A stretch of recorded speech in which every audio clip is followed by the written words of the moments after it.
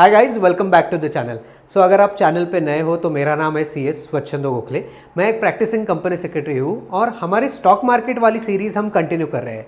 तो इस वीडियो में हम देखेंगे how to buy and how to sell stocks in India. हमारे देश में स्टॉक्स या फिर शेयर्स को बाय या फिर सेल कैसे करें और उनके लिए क्या रिक्वायरमेंट्स होती है, हम इस वीडियो में जानेंगे। इंडिया में ज़्यादातर लोग हम एसेट में जब इन्वेस्टमेंट करते हैं तो क्या करते हैं, हम एक लैंड परचेस करते हैं या फिर हम गोल्ड में इन्वेस्टमेंट करते हैं या फिर हम सिल्वर में इन्वेस्टमेंट करते हैं।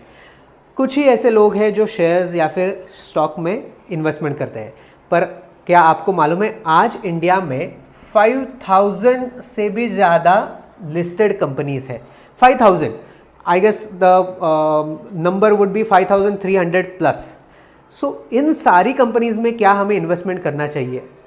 जब आप अपना डीमैट और ट्रेडिंग अकाउंट खोलोगे और जब शेयर्स बाय और सेल करना शुरू कर दोगे तो आपको जानना पड़ेगा कि उस कंपनी का परफॉर्मेंस क्या है, मार्केट परफॉर्मेंस क्या है, ग्लोबल एक्टिविटीज़ क्या चल रहा है। आप जब ये पूरा स्टडी करेंगे तब आप इन शेयर्स में इन्वेस्टमेंट करना शुरू कर देंगे।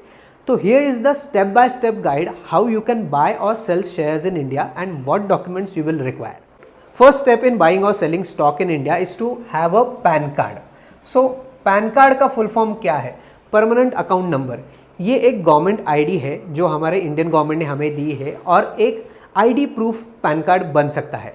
वो एक 10 डिजिट अल्फा न्यूमेरिक नंबर है जो हमें सब जगह लगता है। तो ऐसी हार्डली कोई ऐसी फाइनेंशियल ट्रांजैक्शन है जो हम पैन कार्ड के सिवा कर सकते हैं। So the first step is to have a PAN card if you want to buy and sell shares in India. Second step in buying and selling shares is to open a DMAT and a trading account. Now DMAT और trading account में difference क्या होता है? Now ये दोनों accounts हमें लगते ही है जब हमें स्टॉक्स को सेल या फिर बाय करना है। पर डीमैट अकाउंट एक डिजिटल अकाउंट है जहां हमारे शेयर्स या फिर securities like bond, mutual funds stored रहते हैं। इट्स लाइक अ बॉक्स जहां हमारे इलेक्ट्रॉनिक बॉक्स है जहां हमारे शेयर्स या फिर सिक्योरिटीज स्टोर रहेंगे।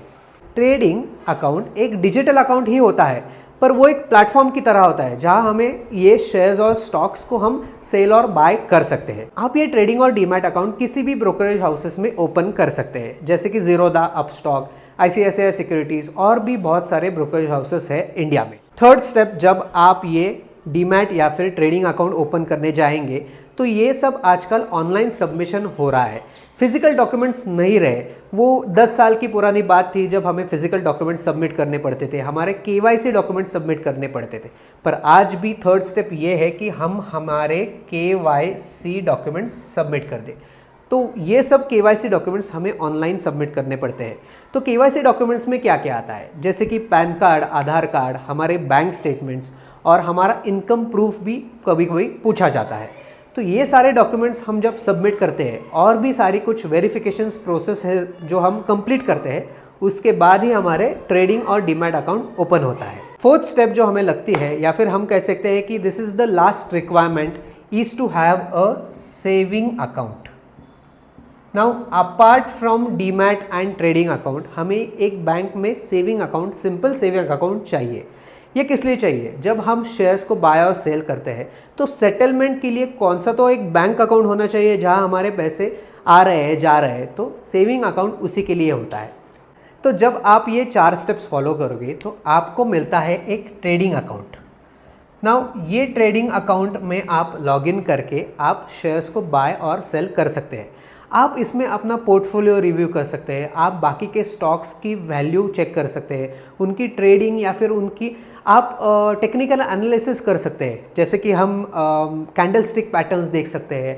उसमें हम अपनी खुद की स्ट्रैटेजीज लगा सकते हैं और डिसीजन ले सकते हैं क्या हमें ये शेयर अभी बाय करना है या फिर हम वेट कर सकते हैं। तो जब हम एक शेयर बाय करते हैं तो हमारे डीमैट अकाउंट में वो शेयर्स क्रेडिट हो जाते हैं और जब हम उनको सेल करते हैं तो वो डेबिट हो जाते हैं हमारे डीमैट अकाउंट से। इससे क्या होता है, एक फिजिकल शेयर सर्टिफिकेट का एक्सचेंज इससे बच जाता है और प्रोसेस एकदम शॉर्ट स्पैन में हो जाती है। तो आप बताइए, आपको हमारी स्टॉक मार्केट वाली सीरीज कैसी लग रही है?